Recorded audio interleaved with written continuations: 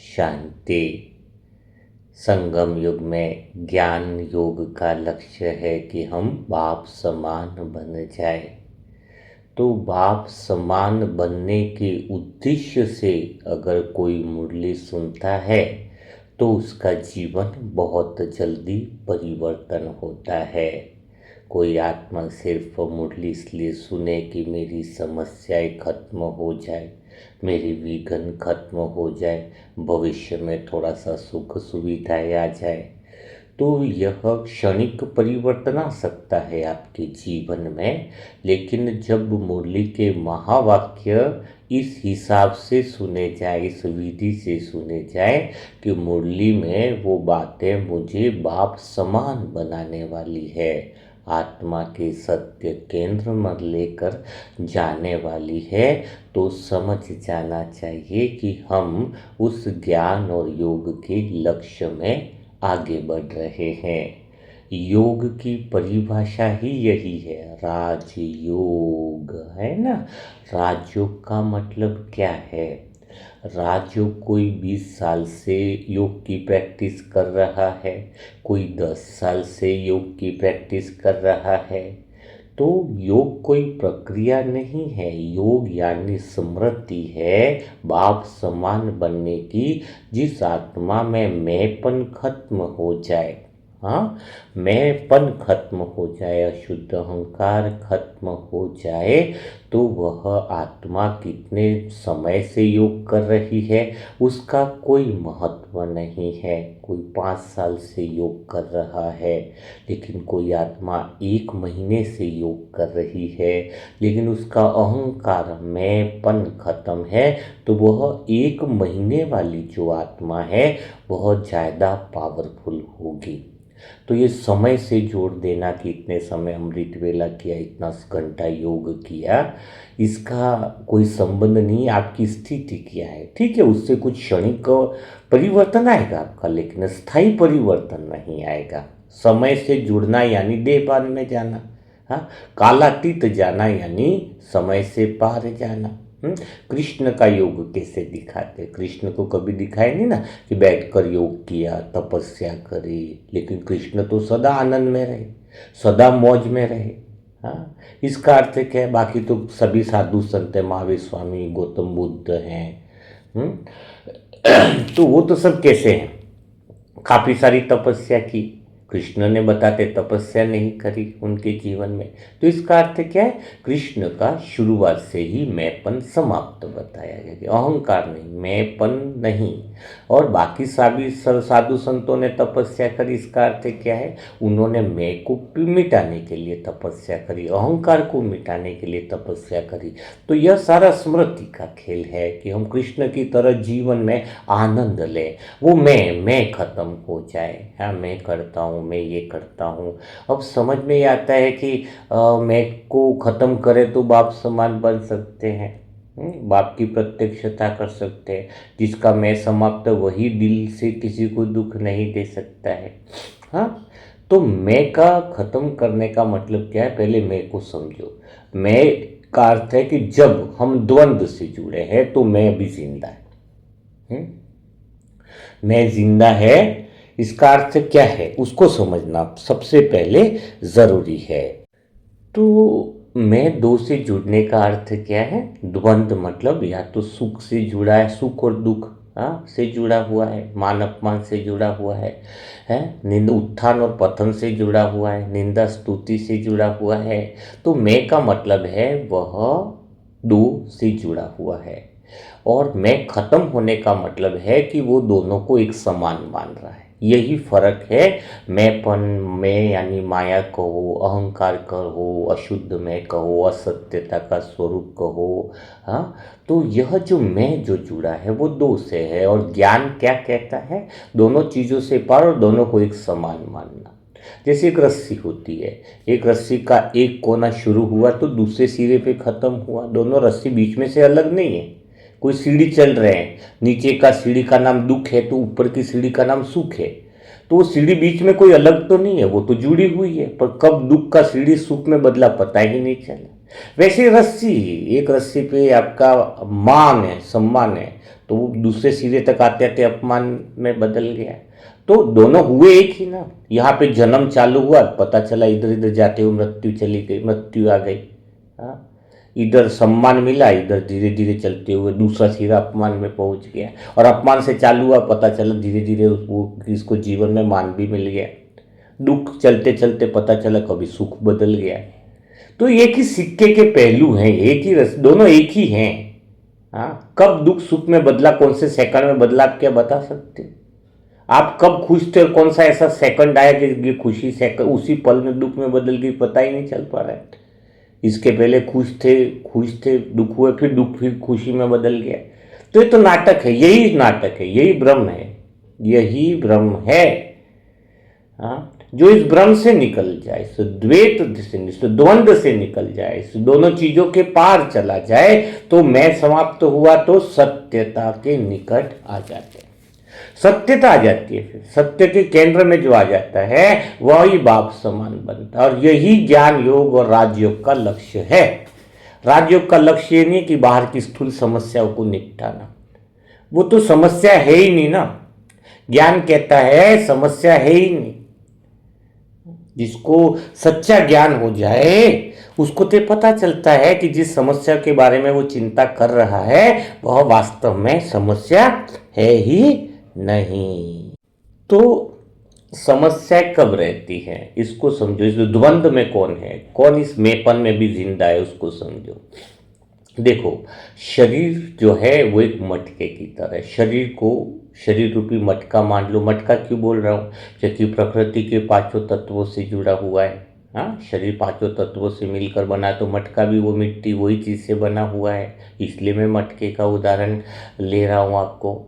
और एक है मटके के ऊपर अंदर की तरफ, वो है आत्मा। तो शरीर हो गया मटका।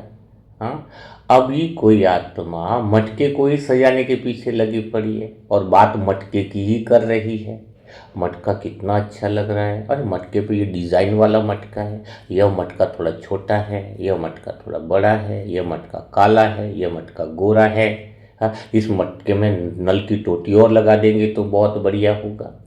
तो जो यह बातें मटके की कर रहा है वो क्या है, वो सारा मैंपन है, वो ही सारा अशुद्ध अहंकार है, जिसकी बातें मटके के स्तर पर चल रही है, यानी शरीर। हाँ, और जिसकी बातें मटके के भीतर में भरा क्या है, अंदर गुण शक्तियाँ आनंद प्रेम की जो बातें करता है, जो भीतर के खजाने से भरपूरता की बातें करता है, अंदर के खजाने की बातें करता है, जो जो ये सोचता है, वो समझता है कि मटका कितना भी सजाओ टूटने वाला है, मटका गंदा होने वाला है। हाँ, उसको पता है। और बाहर की चीज़ें कितनी भी इकट्ठी कर लो वो सब क्या होने वाली है, खत्म होने वाली है। और अंदर की चीज़ें जितनी इकट्ठी करेंगे, सुख शांति आनंद प्रेम जो सबको देंगे, वह खुश आनंद और प्रेम को बिखेरेगा। तो जब हमारा ध्यान मटके पर न रहकर मटके के भीतर आत्मा की शक्तियों पर रहता है, अंदर की चीज़ों पर रहता है, तो समझ लेना चाहिए कि हम बाप समान आत्माएं बनने वाले हैं। ऐसी आत्माएं बेफिक्र रहती है, सर्व खजानों से भरपूर रहती है ना। क्योंकि उसका असली उद्देश्य क्या हो गया, ऐसी आत्माओं का असली उद्देश्य बाहर से सजना नहीं रहा। ऐसी आत्माओं का उद्देश्य रहता है कि मुझे अंदर से ज्ञान प्रेम और आनंद के अमृत को भरना है। जो जिसका ध्यान मटके की तरफ नहीं है, बाहरी चीज़ों की तरफ ने सुख को पार्किंग में लगा दिया है। बाहर के सुखों को कहाँ लगा दिया है, पार्किंग में लगा दिया, कि उसको समझ में आ गया। बाहर कितना भी इस देख रूपी मटके को सजाएंगे, उसके पीछे अपना जीवन लगाएंगे तो कुछ फायदा नहीं है। वो अंदर से सजाने के पीछे लगा रहता है, ज्ञान से सजना है, अंदर ज्ञान प्रेम आनंद का अमृत भरना है। तो आजकल क्या हो रहा है, अधिकांश आत्माएं मटके के बाहर की सजावट में लगी है। शरीर को सुंदर बनाना है, साधनों को बढ़ाना है, सुविधाओं को सुरक्षित रखना है, लेकिन मटके के अंदर क्या भरा है इस पर ध्यान नहीं देते। जबकि बाप समान बनना, बेफिक्र बनने का राज क्या है। आप बेफिक्र कब बनोगे, जब अंदर ज्ञान अमृत भरा हो, कोई विकार ना हो, सबसे मेन बात है कोई शिकायत ना हो, जब आत्मा को खुद भी किसी से डर न लगे और हमारे से भी किसी को डर न लगे। दोनों बातें, क्या है, दोनों बातें ध्यान रखना। ये नहीं कि मैं किसी से डरू ही नहीं, निर्भय हूं, नहीं नहीं, तुम्हारी वजह से भी परिवार में किसी को डर न बनाओ। ये भी कुछ ज्ञान की नॉलेज देगा, ये भी डर है। ये भी सिखाने का भाषण चालू करेगा, ये भी डर है। ये भी डांटेगा, ये भी डर है। बार बार ज्ञान देगा, ये डर। वो सहज रहने चाहिए अपने साथ। एकदम नॉर्मल रहने चाहिए वो अपने साथ, बेफिक्र बादशाह का अर्थ ये नहीं कि मैं निर्भय बन गया, मैं आसपास वाली आत्माओं को भी निर्भय में रखो। लेकिन अगर मटके के अंदर ही गंदगी भरी पड़ी है पहले से, तो उसमें कितना भी ज्ञान या दूसरा पानी डालो तो और गंदा हो जाएगा। उसमें गिरने वाला ज्ञान भी प्रभावहीन हो जाएगा। तो सबसे पहले परिस्थिति कैसी भी हो, नुकसान हो, अपमान हो, कोई वस्तु टूट जाए, लेकिन एक चीज जब आत्मा अंदर से निर्णय ले लेती है तो उसके अंदर सदा ज्ञान और आनंद ही भरा रहेगा। गंदगी एक ही चीज की भरी, जैसे मटके में कोई गंदा पानी भरा, उसमें फिर कितना भी तुम साफ पानी डालो तो गंदा हो जाएगा ना। तो वो मटके के अंदर एक गंदा पानी हमारा है, उसको जो निकाल दे तो ज्ञान अमृत जो बाबा हमें दे रहा है उसका महत्व बढ़ जाएगा, उसका महत्व बढ़ जाएगा। तो कौन सा गंदा पानी है जो हमें निकालना, वो एक ही चीज आज अगर अंडरलाइन कोई कर ले और अगर इस बात को कोई समझ ले तो उसका जीवन जो है वह बदल सकता है। तो वो कौन सी है गंदगी, वो है प्रतिक्रिया देने की। आपके अंदर एक सबसे बड़ी चीज है जिसको मैंपन को निमंत्रण देने की बात कहें, वो है प्रतिक्रिया देने की। जब आत्मा अंदर से भरना चाहती है ज्ञान, आनंद और शक्ति और प्रेम का, वो ज्ञान का अमृत जो रस भगवान दे रहा है, सबके ऊपर मुरली मंथन बरस रहा है। लेकिन किसी की मटकी के भीतर में वो गंदगी बची है तो वो ज्ञान कितना भी दे रहे हैं वो भी उसमें बदल जा रहा है, बदबू में बदल जा रहा है। बहुत गहरी बात समझा रहा हूँ, अगर समझ में आए तो। एक तो घड़ा उल्टा नहीं चाहिए, नहीं तो कितना भी पानी डालो तो जाएगा नहीं। और दूसरी बात है वो छोटी सी गंदगी, बड़ी नहीं है हम आत्माओं में। मेरे अंदर भी ज्ञान बहुत अच्छा सुनता था, धारण नहीं हो पाता था। कारण क्या था? एक ही कारण, मैंने अपने जीवन की कमी कमजोरी को देखा। अव्यक्त तो मुरली मंथन जब एक मैंने बहुत बाबा के महावाक्यों का मनन चीजें कि जब आत्मा में प्रतिक्रिया देने की स्थिति होती है कि वो बार बार जब प्रतिक्रिया देता है तो वो ज्ञान अंदर ठहरता नहीं है। तो एक नियम पक्का हो जाए। कौन सा नियम पक्का हो जाए? कि चाहे कोई नुकसान हो, चाहे कोई अपना अपमान हो, चाहे कोई बाहर की वस्तु टूट जाए, कुछ भी हो जाए, मैं प्रतिक्रिया नहीं दूंगी, मैं शांत रहूंगी, मैं प्रेम में स्थित रहूंगी। और जब यह स्थिति बन जाती है ना, तो वो किसी के लिए खतरा नहीं रहती। आप खतरा क्यों हो लोगों के लिए? क्योंकि तुम प्रतिक्रिया दे रहे हो, यही खतरा है। दुनिया के लिए तुम खतरा बने हुए हो, दुनिया को तुम टेंशन में डाल रहे हो, ये सबसे बड़ा खतरा है। मेरे आसपास वाले आत्मे कोई सेवा बोल दी मैंने, कर रहे तो ठीक है, नहीं कर रहे तो कोई टेंशन नहीं कि तू क्यों नहीं कर रहा, ये प्रश्न ही नहीं है। बताओ, कर रहा है तो ठीक है, अपने हाथ जगन्नाथ है, अपने हाथ जगन्नाथ रखो। अब खुद प्रतिक्रिया मत दो, प्रतिक्रिया नहीं देनी है। जब वहां प्रतिक्रिया नहीं दोगे वहां जीवन सुख और शांति से परिपूर्ण हो जाएगा। यही जीवन का रहस्य है। मैं पहले खाने पे थोड़ा सा निर्भर था किसी पे कि भाई मुझे 12-1 बजे दोपहर का लंच चाहिए, सुबह का या ऐसा, तो उस समय नहीं मिलेगा तो वो आगे पीछे हो जाता। तो नियम तो मैं शिकायत थोड़ी करी कि इतने बजे 2 ही से ही खाने। उस दिन से एक ही नियम पकड़ लिया कि कुछ भी हो जाए, थोड़ा सा अलग व्यवस्था रखता हूँ मैं खाने की, सबके साथ होकर मुझे टाइम से जो मैं खुद अपना भोजन बनाता हूँ, तो समाधान ही हो गया ना। मुझे प्रतिक्रिया नहीं देनी थी कि तू क्यों नहीं करता, ये क्यों नहीं करता टाइम से। रोज कौन माथा पच्ची करेगा? 1 दिन हो गया, 2 दिन हो गया, 3, तो खुद ही बनाना सीख लिया, खुद ही बनाता हूँ। और मस्त, तो आधा घंटा लगता है बाबा की याद में बनाना, पौने घंटे में तो पूरा बन जाता, आधे घंटे में तो। अभी इतने सारी सेवाएं कुछ भी है, लेकिन इसका अर्थ नहीं कि इसके बाद भी भोजन खुद का बनाना, खुद बनाना, बर्तन खुद धोना, कपड़े खुद धोना, खुद ही कपड़े धोते हैं। हाँ, तो ये क्या है? ये थोड़ा सा स्थिति सिखा रहा हूँ मैं आपको, थोड़ी सी प्रैक्टिकल जीवन बता रहा हूँ आपको।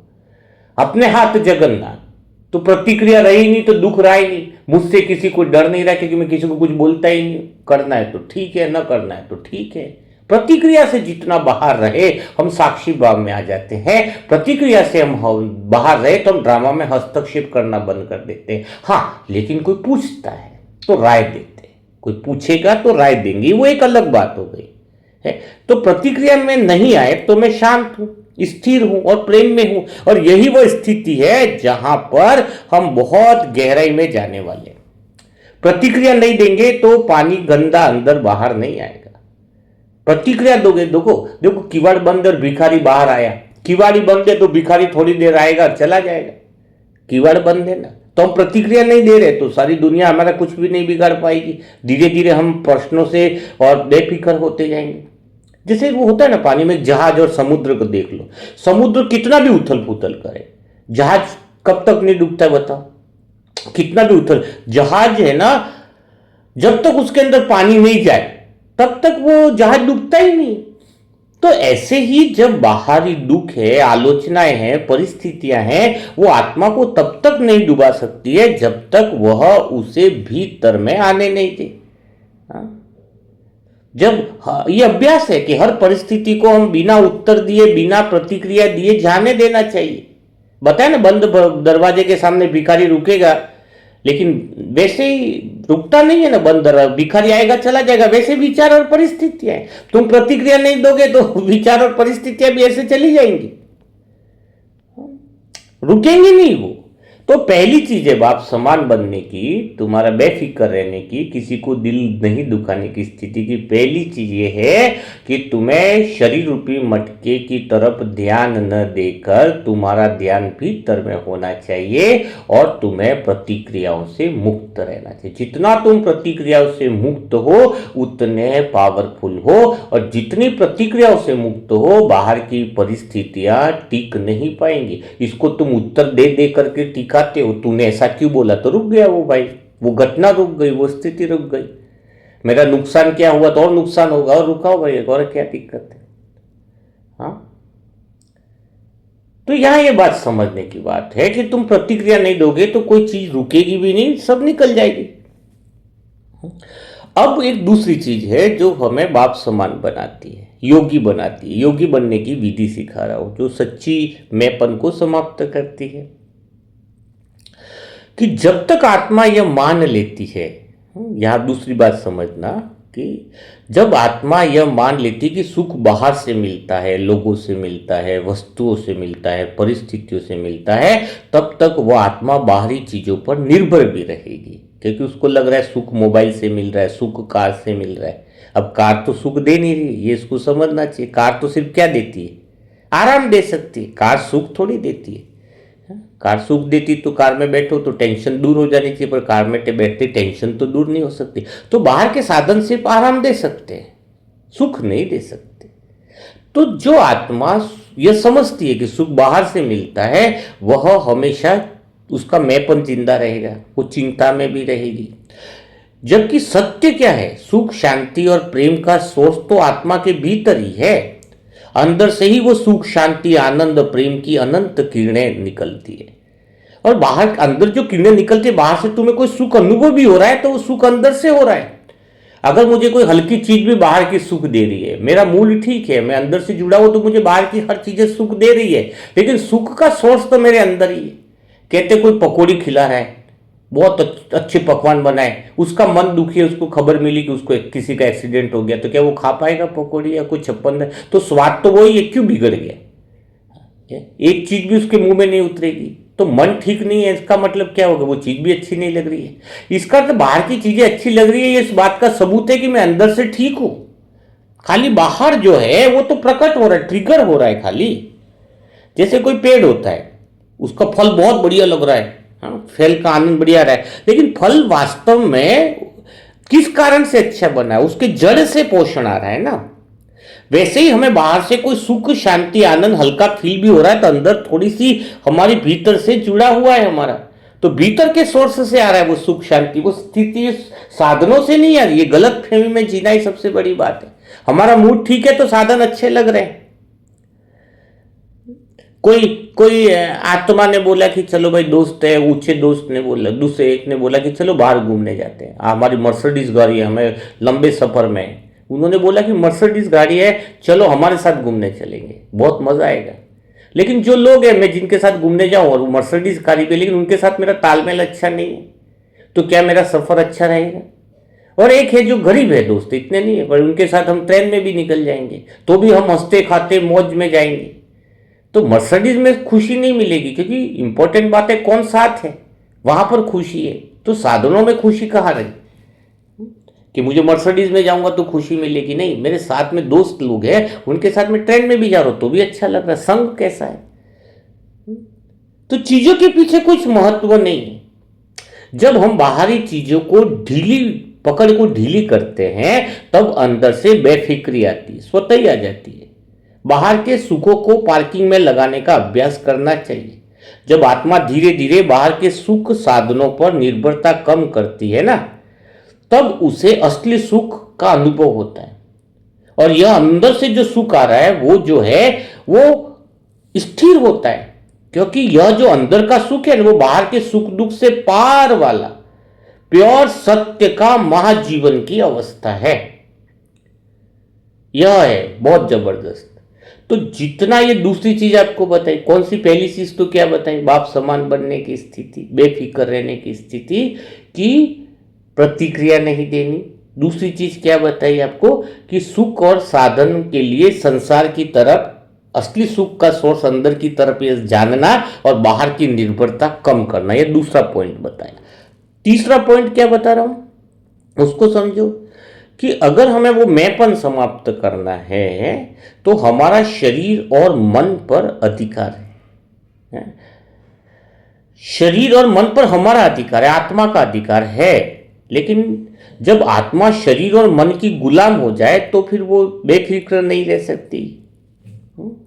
तो इसके लिए हमें क्या अभ्यास करना चाहिए कि शरीर और मन हमारे अधिकार में रहे? तो शरीर को स्थिर बैठाना है। उसकी जो थोड़ी देर के लिए आप शरीर को क्या करो, बैठाओ, योग करो। अब शरीर की बात नहीं मानो। जैसे शरीर को बैठा या थोड़ी सी खुजली आ रही है, पाव ऐसे करो, तो उसको बोलो बात नहीं मानो, नहीं करूंगा, जाने दो, तुरंत मत करो। प्यास लग रही है, बोले 5 मिनट रुक, पानी पिला दो। शरीर की तुरंत बात, शरीर जैसे बोले भाग मत जा। तुरंत गर्मी लग रही है, तुरंत पंखा चालू करो, नहीं 2 मिनट रुक, बाद में करूंगा चालू। तुरंत नहीं।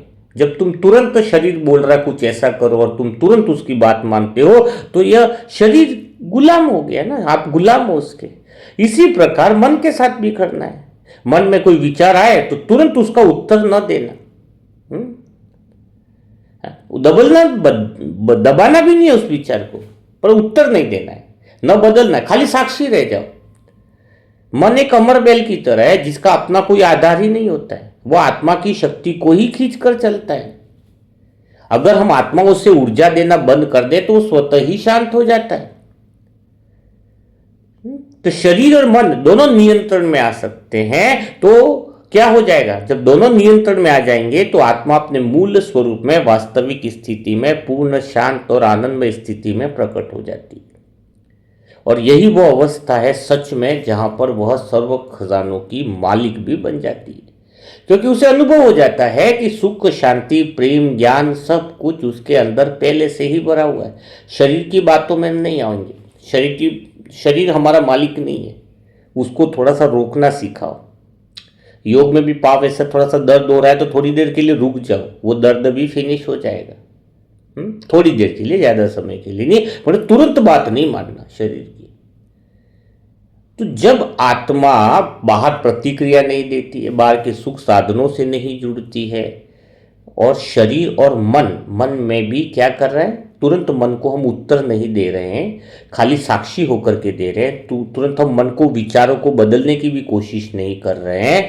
तो इसका अर्थ सिर्फ यही है कि हम जो है वो क्या है? बाप समान स्थिति में पहुंचने जा रहे हैं। और यही योग है, क्योंकि आपको पहले ही बताया मैंने, योग का अर्थ जो समझ लेना तो उसका जीवन बदल जाता है। योग का अर्थ सिर्फ एक ही है कि उसके अंदर जो अशुद्ध मैंपन है, वह समाप्त होना ही हमारे योग का लक्ष्य है। संपूर्ण कर्मातीत अवस्था के हमारा निकट पहुंच जाते हैं। क्योंकि जो हम राज्यों को समझने के लिए, तो मैं आपको बार बार कहता हूं कि कृष्ण का जीवन देखो। कृष्ण के जीवन में बताया ना, कहीं भी कठोर तपस्या, घंटों बैठकर योग करने की साधना या त्याग का प्रदर्शन कभी दिखाई नहीं दिया है। उन्होंने पर्वतों पर जाकर कभी तपस्या नहीं की, किसी विशेष विधि से भगवान को पाने का प्रयास नहीं किया। यही तो दिखाते हैं ना। फिर भी उनका जीवन सबसे ज्यादा आनंद और आकर्षण में है, सबसे ज्यादा कृष्ण की ही महिमा होती है। क्यों? क्योंकि कृष्ण क्या था? Practical life. कृष्ण मानो प्रैक्टिकल लाइफ है, धारणा युक्त लाइफ, कि वो अंदर से पूर्णता से भरा हुआ दिखाते हैं। इसका अर्थ क्या है कि अंदर पूर्णता से भरा हुआ का अर्थ क्या है? इसका अर्थ यह है कि जो अवस्था साधु संत वर्षों की तपस्या के बाद भी नहीं कर पाए, अहंकार का त्याग नहीं कर पाए, मैं का अंत नहीं कर पाए, वही साक्षी भाव की स्थिति, वही अवस्था कृष्ण के जीवन में शुरुआत से दिखाई देती है। यानी वो शुरू से ही भरपूर है। उसे जब जब वो मैं है ही नहीं, तो उसको तपस्या किस बात की करने की?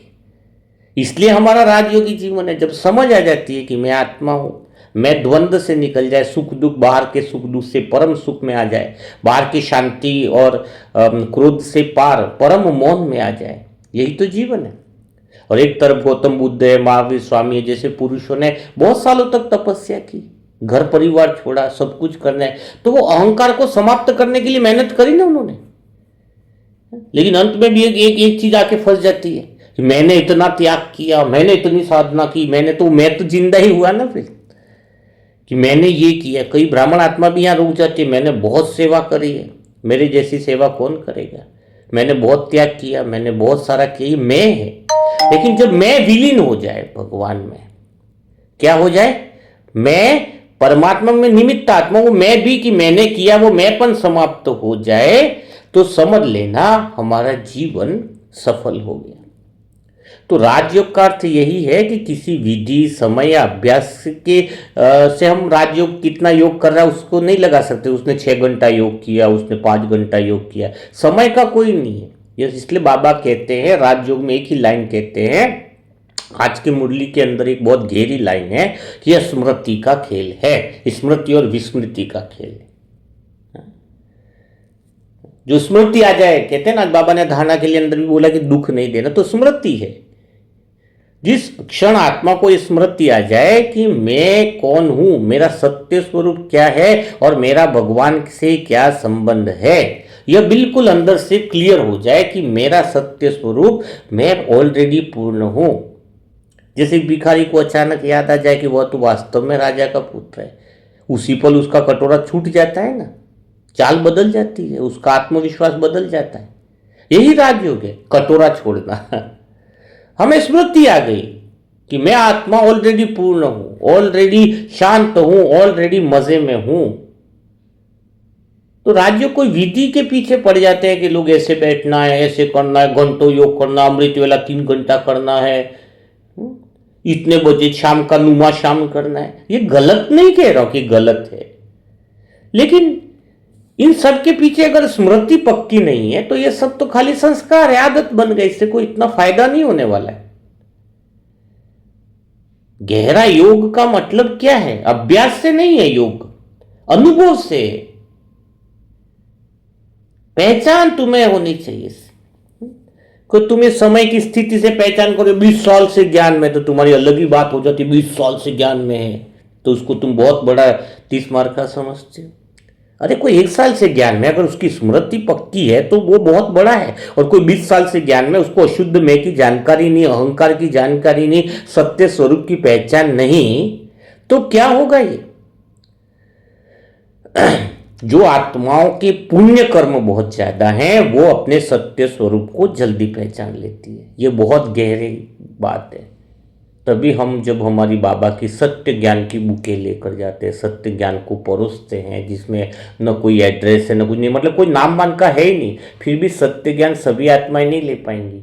सत्य ज्ञान उसी आत्मा को समझ में आता है जिसका पुण्य कर्म बल ज़्यादा है, जिस आत्मा के अंदर भीतर में किसी के प्रति ज़्यादा दुख, परेशानी या किसी की निंदा करना ये सब नहीं है। मैं खुद अनुभव करती हूँ, जितनी भी मनसा सेवा ग्रुप की आत्माएं है ना, जब मेरी तो सबसे बात हो पाती है ना, सबका दिल बहुत अच्छा, इतना सुंदर है, पूछो मत। मतलब उनकी भावना, हृदय दिखता है ना, और एकदम प्योरिटी और प्रेम दिखता है उनका। उल्टा ये होता है कि कोई धन भी दे तो पहले ही पूछना पड़ता है हमें कि तुम ठीक हो ना, तुम्हारी स्थिति ठीक है ना, तभी देना, वरना मत देना भाई।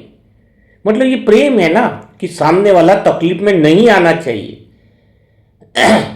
ये इससे बड़ा प्रेम क्या चाहिए बताओ? तो ये इतनी सारी जो मनसा सेवा परिवार की आत्माएं, एक एक आत्मा का हृदय बहुत शुद्ध है, हृदय शुद्ध है, पुण्य कर्मों के बल से तुम भरे पड़े हो।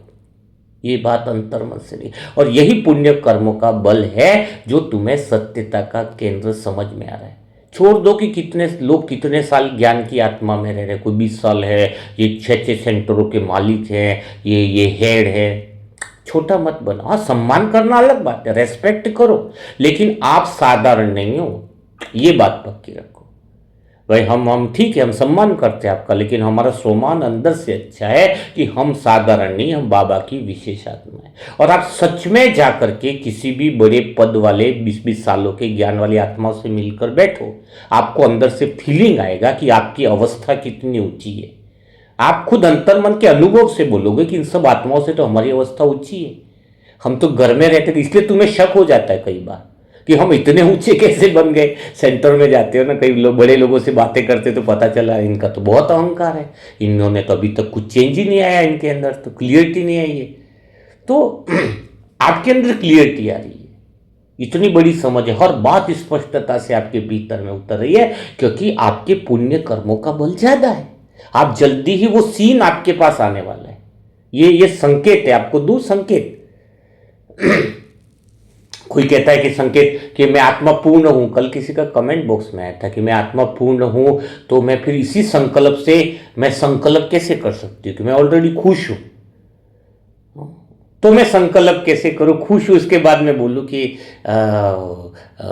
मैं धनवान बन रही हूं, मैं ये बन रही हूं। हाँ, मेरे पास तो अभी धन नहीं है, और मैं कैसे मानूं कि मैं पूर्ण हूं, फिर मैं वह संकल्प करूं।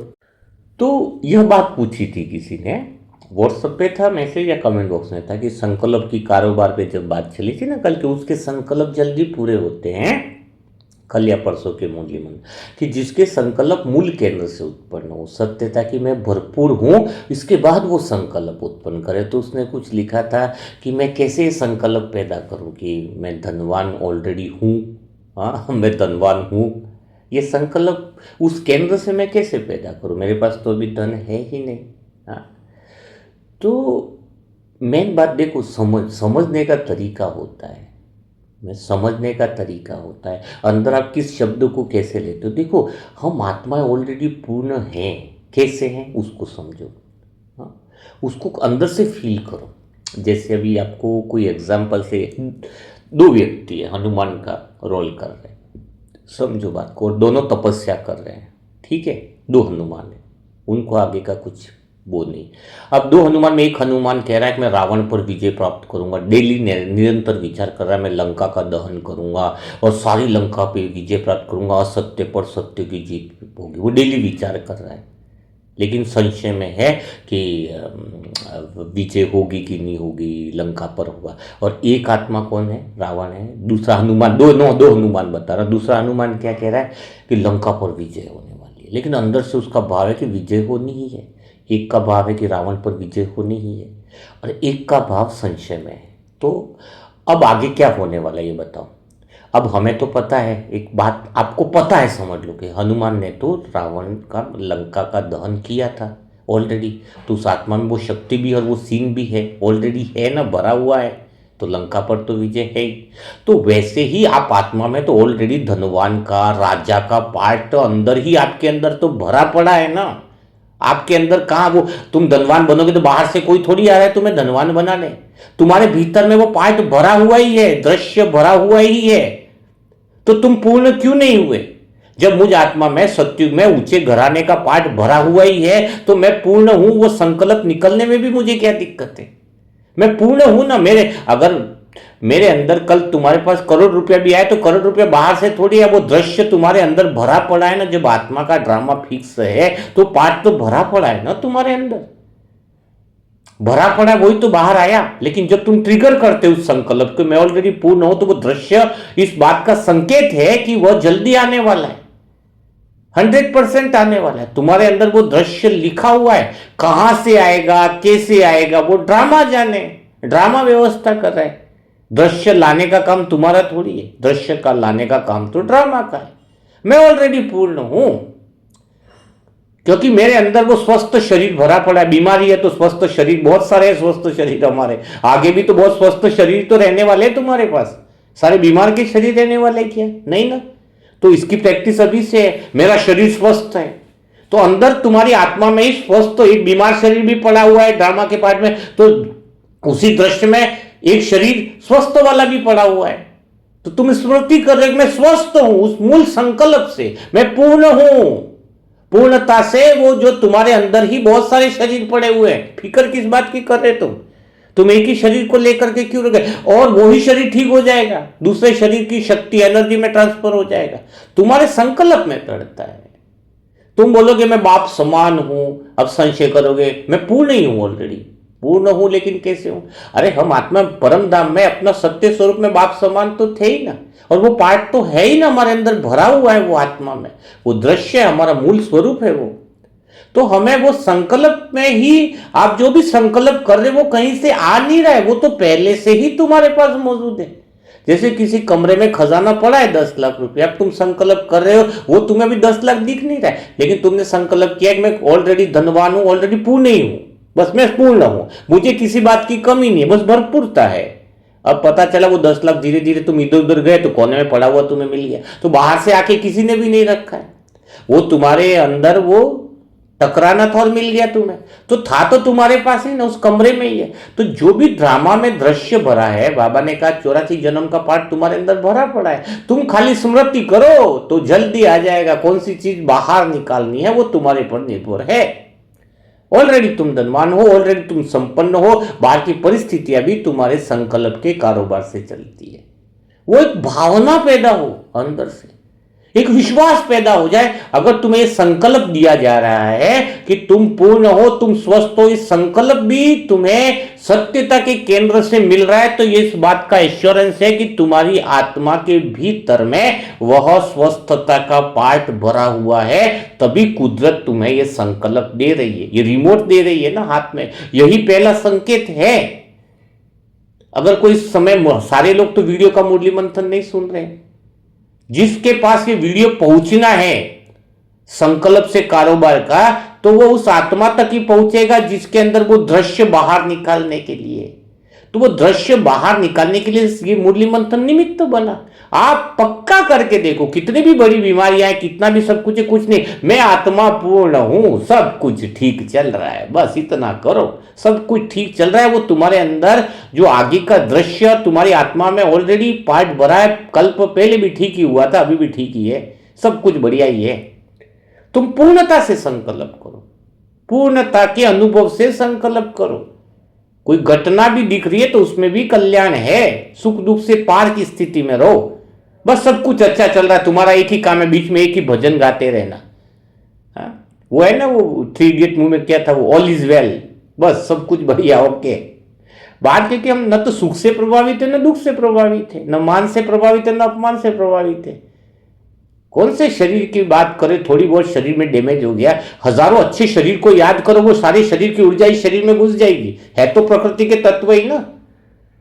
क्यों किनके फिक्र करते, एक चीज पर अपनी ऊर्जा को क्यों अटकाते? ऊर्जा एकदम निरंतर बहती रहे। आज जैसे पंखा चल रहा है तो गुण पंखा हवा दे रहा है, तुम सत्य के केंद्र में हो, तुम्हारे से गुण शक्तियां निरंतर बिखरती रहे, एक अजपा जाप हो जाए अनुभव द्वारा कि मैं पूर्ण हूं, मैं सत्य हूं, मजे में हूं, आनंद में हूं, बेफिक्र में हूं, कृष्ण की तरह। कृष्ण बस जा रहे थे, उठ रहे थे, मजे में थे ना, उमंग उत्साह में थे, बस वही अजपा जाप है। तो आज का मुरली मंथन यही था कि किसी को दिल से दुख नहीं देना है, तो वह होगा बेफिक्र बादशाह से, और वह होगा आत्मा के सत्यता के केंद्र से। शरीर के मटके को नहीं देखना है, मटके को सजाने की तरफ भी नहीं देखना है। तो आज काफ़ी समय भी हो गया, तो आज का मुरली मंथन आपको कैसा लगा? आज का मुरली मंथन से क्या समझ में आया?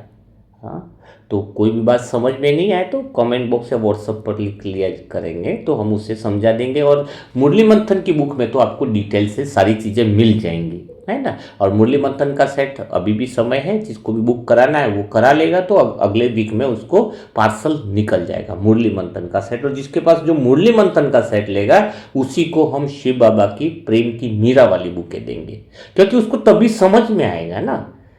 इसके लिए एक स्टेप बाय स्टेज है, हाँ? ज्ञान का डोज समय पर दिया जाता है। तो बुक की हार्ड कॉपी का ऑर्डर करने के लिए मोबाइल नंबर है 7202921969। इस पर बुकों की हार्ड कॉपी आप ले सकते हैं। मुरली मंथन और दूसरी बुकें भी काफ़ी सारी अवेलेबल है, वो व्हाट्सएप पर मैसेज करेंगे तो उनको बता दिया जाएगा। और फ्री में ई बुक पढ़ने के लिए कमेंट बॉक्स में पहला सेक्शन है जहाँ पर लिंक दिया गया है आत्मा की यात्रा है, जिसको आप निःशुल्क से रूप से डाउनलोड करके निःशुल्क में इसका रजिस्ट्रेशन करके ई बुक का फायदा ले सकते हैं। तो कल फिर मुलाकात करेंगे ऐसे दिल छू जाने वाले मुरली मंथन के साथ। तब तक के लिए सभी भाई बहनों को ओम शांति, ओम शांति, ओम शांति।